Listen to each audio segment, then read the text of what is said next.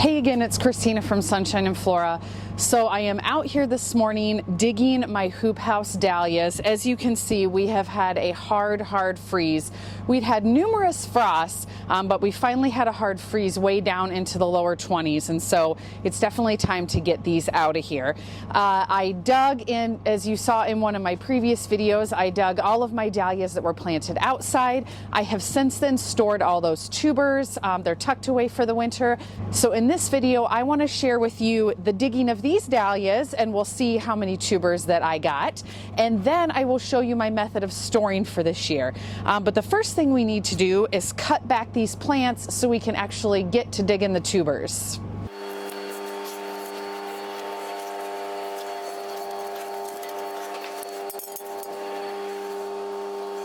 So to start, I'm just removing all of the stakes that I was using to support the dahlias. I use both these garden stakes and then T-posts. All right, so before I can start digging the dahlia tubers, I just need to come through and cut all of the top part of the plants off. And it really goes very quickly. So see, now I have exposed the whole bottom part of the plant.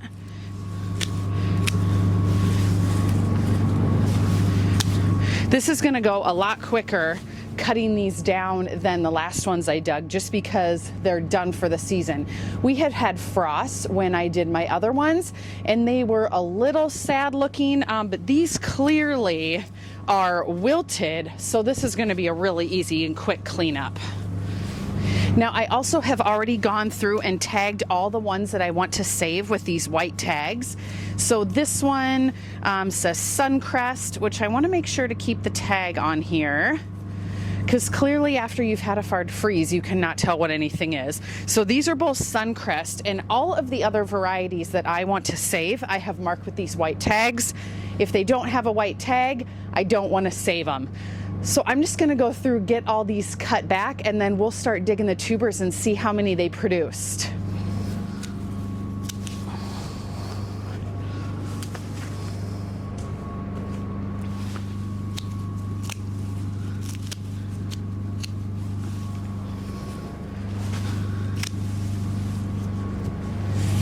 Okay, so all of the foliage is removed, so it's time to start digging these dahlias. Now, again, obviously these are in my hoop house, and to water these this year, I had soaker hoses running, and I would water them maybe every other day. I was told by another grower in the area that you do not need to water your hoop house flowers as much as the ones are outside, and it makes sense because this holds humidity so much more.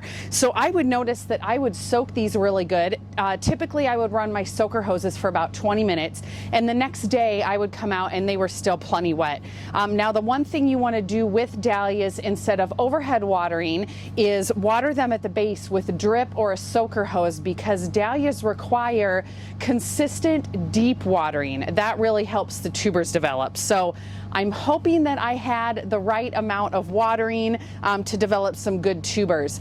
All of these hoop house ones were planted as single tubers, and most of them are all different varieties that I purchased last year from other small flower farms. So they're really good varieties, and I bought single tubers because I was hoping to get multiple tubers to dig and store, and then up my stock that way. So for example, this one is Clearview Peach.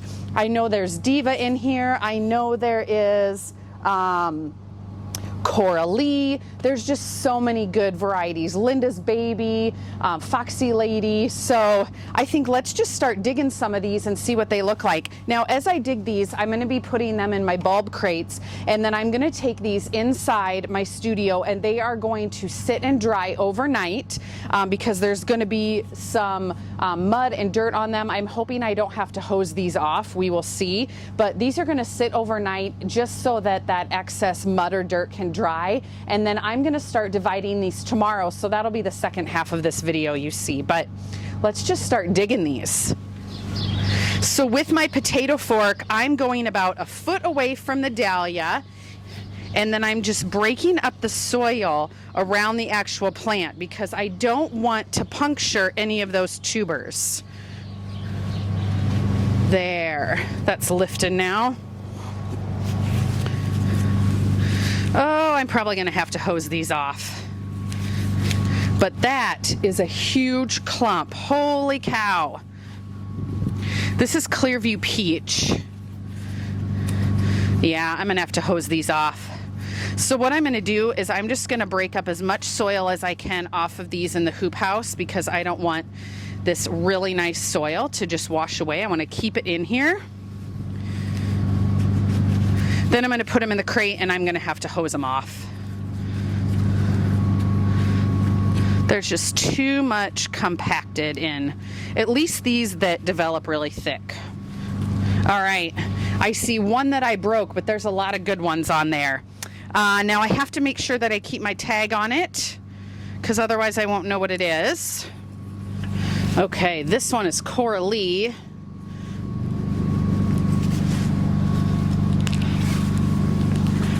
Oop.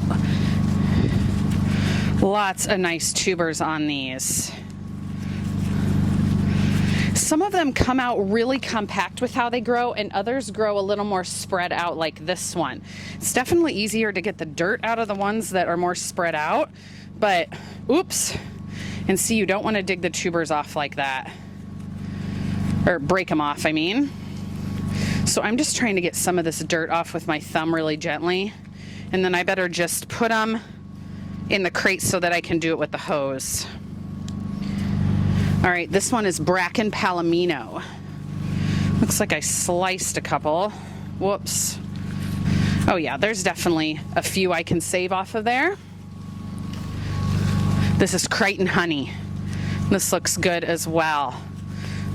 So I'm having some really good tuber growth, which is great. I'm gonna attribute that to my consistent watering. Yeah, that one looks really nice. All right, I'm gonna dig all of these. I'll show you what they look like when I'm done, and then we're gonna hose them off and put them inside to sit overnight.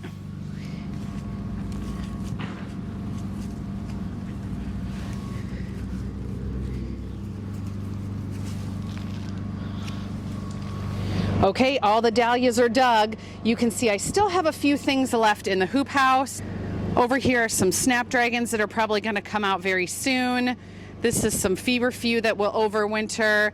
Way back in the corner over here, I have some ranunculus sprouting, so I'm gonna leave those. And then over here, I'm gonna zoom in for you. See that? I have stock blooming. Isn't that crazy? I'm gonna leave them and maybe just take them home with me. And then there's all my campanula, looking awesome. And here's all the dahlias I ended up with. Here's one crate,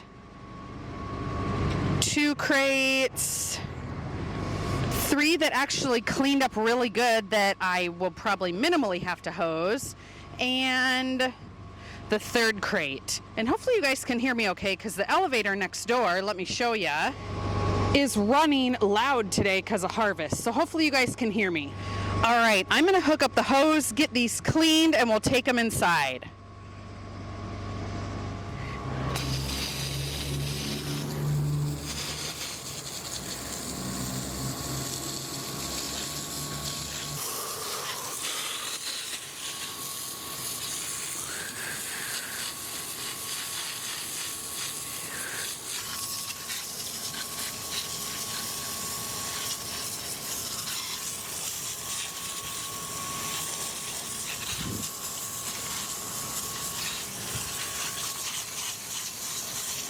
All right, all the dahlia tubers are washed. Oh my gosh, they look so good. I'm gonna let these just drip dry for a little bit out here on the cement. Then I will take them inside, and this video will continue when I'm ready to divide them. Okay, you guys, so it's about 6 hours since I have hosed these off. I'm gonna try to get a little bit of dividing done yet today. I have about an hour left before I have to go pick up my daughter. And then I think what I will do is first thing tomorrow morning, I'm gonna come in and finish dividing everything. And then they need to sit for a little bit before I can actually store them, because the cut points need to dry so that when I store them, they don't get moldy. And I'll explain that when I store them. But I just wanted to start dividing these and show you guys how I divide these. So first, I think I want to go over the parts of the dahlia tuber, so let me zoom in a little bit. All right, so we're zoomed in nice and close on this clump.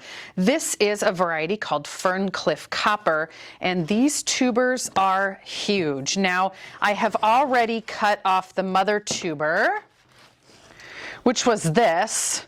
Does that not look like the size of a sweet potato? That is crazy. You can tell that this one is much more aged, so this is the mother tuber. So I got rid of that. Let me get rid of one more clump of mud there. But basically, in order for the tuber to produce a plant next year, it needs to have all three parts. So we have the body right here. Then up from that is the neck, which connects to where an eye is. And the eye is the growth point of your tuber, and you need to have all three of those parts for it to grow next year.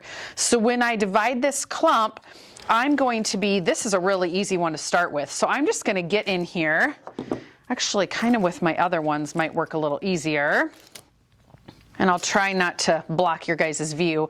But I'm going to cut so that this eye, you can see there's two of them there, goes with this clump. So that, oh gosh, that was so easy. All right, so that just popped right off. So this tuber is going to go into storage. I will clean off some of these roots, but there's two eyes right there. So I'm going to store this, and next year when I plant this in the ground, I will have two growth points already on this tuber. So that was about the easiest dahlia tuber I have ever divided. They don't all pop off like that. Some of them can get quite tricky, actually, you know, when you really get in here. And a lot of times this time of year, you're not going to see an eye. That one, I could see it. Sometimes you don't. I recently read an article from another dahlia grower, and I can't remember who it was, but they said, don't get fixated on trying to find the eyes, because a lot of times this time of year, they're not going to fully show up. So just make sure you get the tuber, the neck, and then the area above that, and chances are there will be an eye that develops. So like on this one, this whole area right here, if I split this and connect this area to this, there's probably going to be an eye that starts swelling and showing a little bit more in the spring. And I can kind of see it, but it still can be a little early. Even though these have gone through a hard freeze, it can still be a little early. So you also want to get rid of, you know, any of these little roots. I'm just going to cut that tuber off. None of these roots are going to do anything.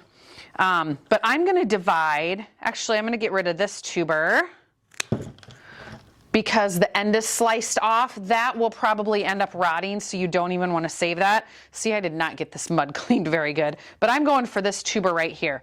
So I'm just going to come in. These Fisker pointy shears I feel like work really good because I can just really get in there. If I ordered them from Amazon, I will link them down below. I have a couple pairs of these, and they're super handy. So these are not pretty when you cut them, but basically I'm just going to get that wedge, and I think there should be an eye right here, but you can see this whole tuber is in really nice shape. So I'm going to brush off a little of the excess dirt, and then I'm going to take this one. And I'm going to try to get, I'm not going to save these, but that one I think, this one's broken. This is pretty wobbly. I think both of these, they're cracked. I don't think those necks are going to be good. So I think I'm just going to toss the rest of this clump. This will all go in my compost, which is fine because I have 3 really firm, nice looking tubers, and that's all I need to develop a plant. So from this one, I will have 3 plants next year, and that's what's really good about dahlias. If you save your tubers, you can multiply your stash really easy. So I'm going to set these aside, keeping the marker with them. Let's move on to another one. I'll zoom in closer so you can see a little better how I'm doing this. Okay, so this is a variety called Brown Sugar, and I picked this because I thought it looked like a really easy one to divide. You can see that this one grows a lot more spread out. There's a lot more space between the tubers, Whereas this one, which is Diva, look at how more dense these are. So this is going to be a little trickier to divide. This one is pretty cut and dried. So first I'm going to get rid of the tag, but I'm going to save this with the tubers. All right, so providing these do not have broken necks. Ooh, that one's iffy. Now, these I cut the ends off of. This one for sure, when I harvested them. That one might be okay.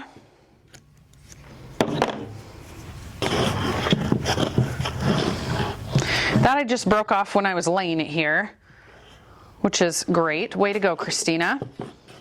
All right, so this one is a little limp, but I think it's okay. So I'm going to come right in here.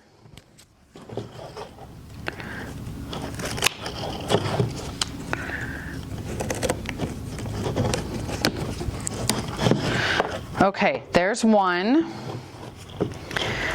Then I'm going to get this guy. I think I will split that down the middle. That makes it easier. And also, you don't need the stems. The stems won't do anything. There. I'm going to save this one because there will probably be an eye in here somewhere. Oh, you know what? Never mind. That one is super damaged. I didn't even see that. All right, so then this is a good one. It's a little, it moves a little bit, but I think it's okay. Again, I'm getting rid of the little roots. I'm going to split this one down the middle. All right. So this one will probably have an eye right in there. And this looks a little weird. I'm going to keep these together, but they have such narrow necks. I can see kind of a swelling right here and possibly another one up here. So I'm going to keep this. I'm pretty sure that there's an eye right there, so I'm going to keep those together. So brown sugar, I divided that into, again, 3 more sections. So I'm going to set this down on my piece of cardboard just in this grouping so I know exactly how these are till I store them tomorrow. Now the cut points is what I was talking about that needs to dry out. These you want to let dry out for about 24 hours before you wrap them so you don't get mold that develops. I also recently saw a video where people will use cinnamon to maybe combat or prevent mold. I've never done that, but I've seen that suggested. All right, let's tackle this Diva tuber. I'm going to get rid of the stems so they're not in the way. And any that are broken. So this one, there's a really easy one to start with. There is a swelling of a clear eye right there, so I want this tuber on its own. Hopefully you guys can see this okay. There we go. Hopefully that's enough. That kind of broke off a little smaller than I thought, but I probably should have kept this tuber with it. That's okay. All right, I'm gonna go for these right now, and I think I might try to keep them together. I will fully admit that I am not an expert on this. Not all tubers are going to store well. You'll always have some bad ones. Some may not develop eyes. That's just kind of how it goes. But this year I had really good success storing mine. And it's better than buying all new ones when you can somewhat get them for free. Oh, look at that. That all just split down the middle. Well, that's going to be easier for me to cut this one out. There we go. Okay. Now I could split this one apart because I think that there's a clear eye right there, but I am not sure. There might be one there. Actually, there might be one here. I think I might just keep this together, and I can always split that in the spring.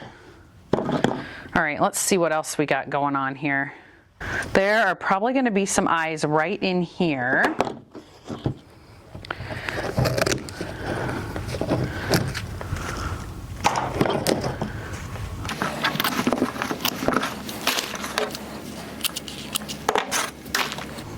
I'm gonna get rid of the stem, or what's left of it.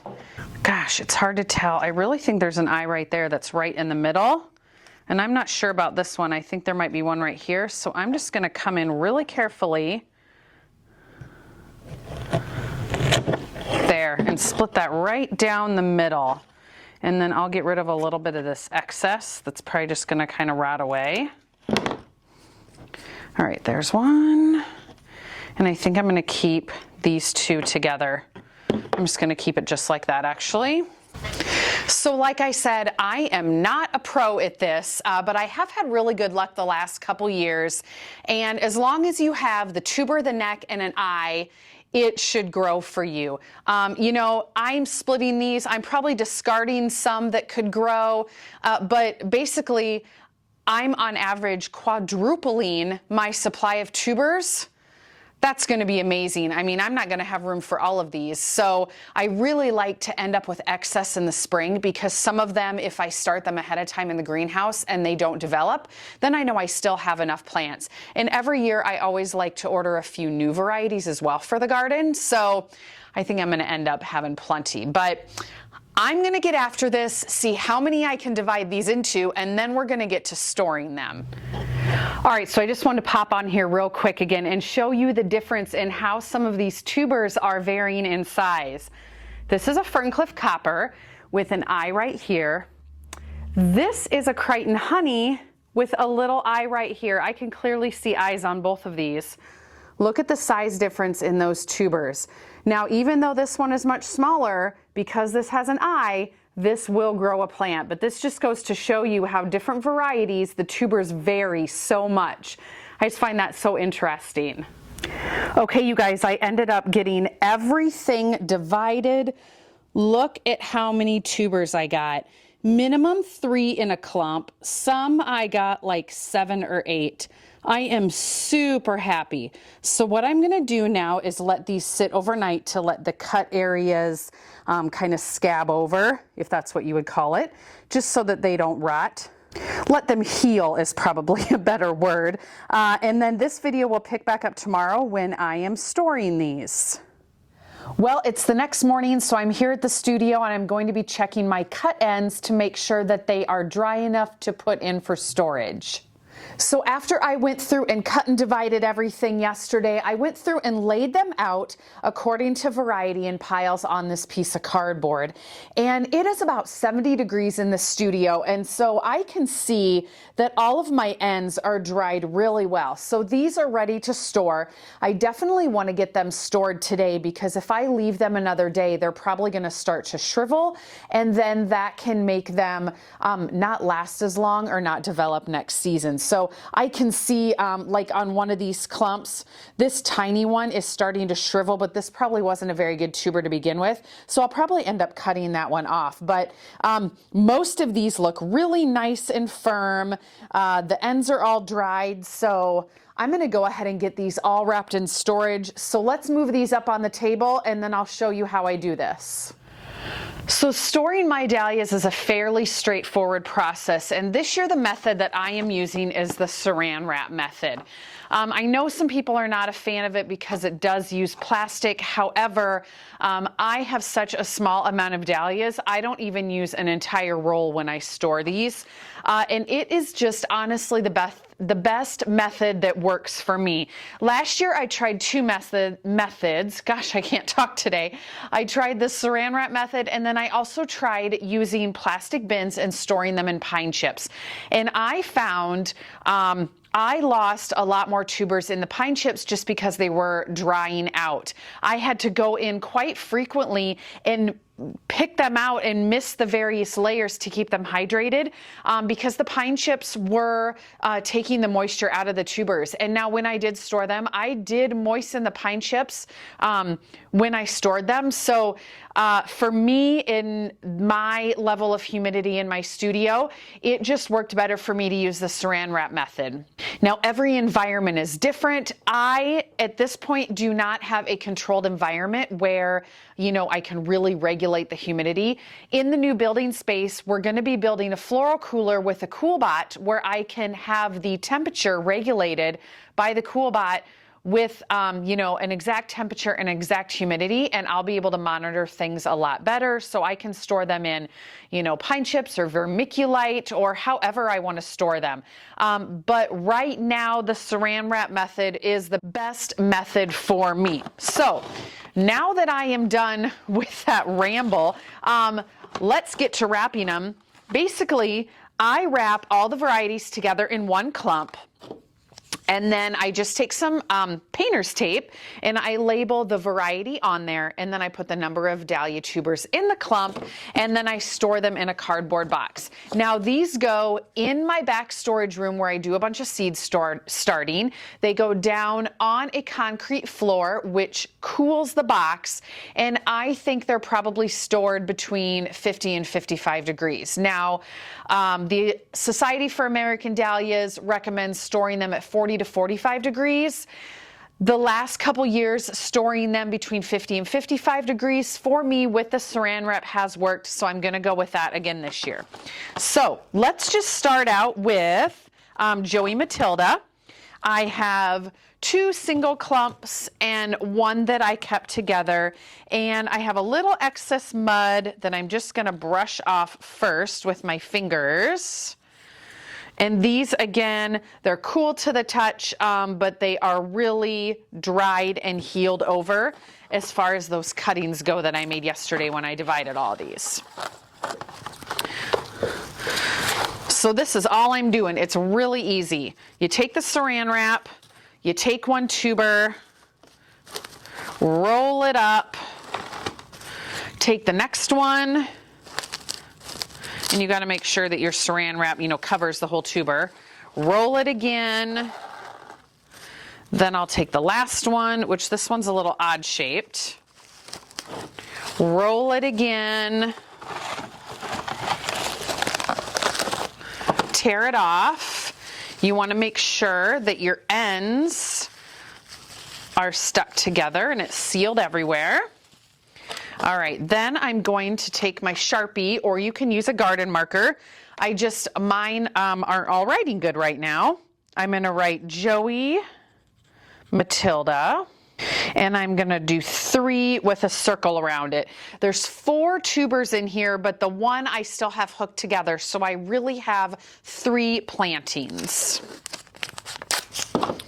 And then I'm just going to put that around my clump, and then in the cardboard box for storage, and that's it. So this is literally going to go so quick. All right, let's do another one. So this one's Foxy Lady. I really loved this variety this year. This one, all of these actually grew in the hoop house, but this one got super tall and it gave me a lot of blooms. All right, so I have 1, 2. This one I imagine in the spring I will separate. Probably same with this one, because I imagine that there will definitely be a couple of eyes. But for right now, I'm just going to do 3, but it will probably give me 5. Now, not all dahlia tubers always survive. Like I noticed a couple of tiny ones that were shriveling. I'm probably just going to go ahead and cut those off today. With the saran wrap method, I usually do have a pretty high success rate. Oh, this one's still got a little dirt in the middle. Oh, now I'm getting my tape stuck in there. Up in here, 1 more.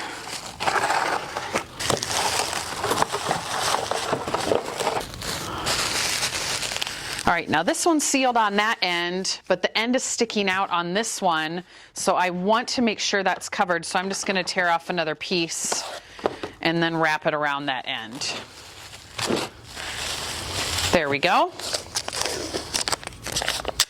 And then a lot of times I will use this tape to put around the ends of the saran wrap, and then that just holds them in place. So here is my clump down in the box, and moving on to the next one. So before I get started on these, you know, these varieties, they ended up dividing really well for me. I would say the minimum that I got was maybe 3. You know, some other ones, like this one's Linda's Baby, there's 6 here. Some of them have 7 or 8. And I'm probably, you know, a little conservative on how I divide and what I save. You know, I'll count all of my tubers and share them at the end of this video with you guys to, you know, let you know how many that I'm going to store over the winter. But I'm going to have a really good stock for next year. Now, I like to keep as many as possible because obviously that saves money. But I do like to order some new varieties every year. I have quite a few Diva in one of my piles here saved, but that is one variety that did not store well last year because it was in the pine chips, and I really want a lot more for next year. And so I already have that marked on my schedule that is one that I definitely want to order additional tubers of anyway. So I'm going to get to wrapping these up, and then I'll share with you how many I have in the end. Okay, everything is wrapped and stored. I have 2 different boxes here. From my Hoophouse Dahlias, I saved 76 tubers, and from my Dahlias that were outside in the garden, I saved 55 tubers. So total in these 2 boxes are 131 tubers. I am thrilled with that. Now, I did not save tubers from every single plant. There were some that I just didn't care for, some that didn't dig very well, some that were shorter, and I want only tall varieties. So I only saved the varieties that I really like that worked well in bouquets. So I have 131 tubers as a head start for next year. Plus, I plan on ordering some, so I think I'm sitting pretty good, especially when you consider the fact that when you order a tuber from someone, you know, a saving money way of looking at it. When you order a tuber, they're probably $10 minimum cost. So minimum, I have $1,300 a tuber sitting here. So that's pretty darn good. That's well worth the couple days work. And even if all of them don't last through the winter, I still have a really good start. So anyway, these are going to go back in my storage room on the cool cement floor, and I'll check them a couple times through winter, but otherwise I'm excited to see what these are in the spring. So anyway, I hope this video was helpful for you. If you have any questions, drop them in the comments down below, and stay tuned for a lot more throughout the fall and winter. We'll see you soon.